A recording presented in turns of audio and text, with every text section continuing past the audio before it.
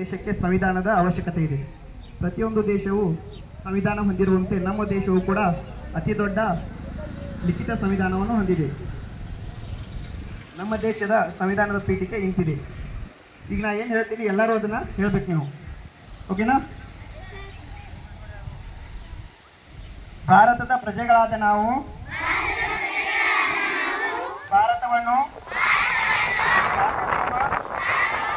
ಸಮಾಜವಾದಿ, ಜಾತ್ಯತೀತ, ಪ್ರಜಾಸತ್ತಾತ್ಮಕ ಗಣರಾಜ್ಯವನ್ನಾಗಿ ರೂಪಿಸುವುದಕ್ಕಾಗಿ ಭಾರತದ ಎಲ್ಲ ಪ್ರಜೆಗಳಿಗೆ ಸಾಮಾಜಿಕ, ಆರ್ಥಿಕ ಮತ್ತು ರಾಜಕೀಯ ನ್ಯಾಯವನ್ನು, ವಿಚಾರ ಅಭಿವ್ಯಕ್ತಿ,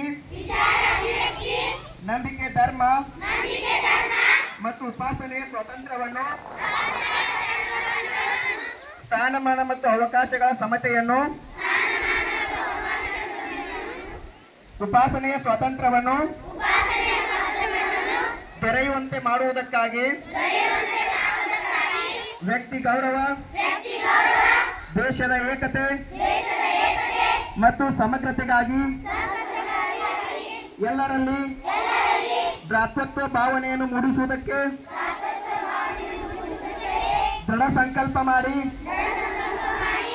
ನಮ್ಮ ಸಂವಿಧಾನ ಸಭೆಯಲ್ಲಿ 1949ನೇ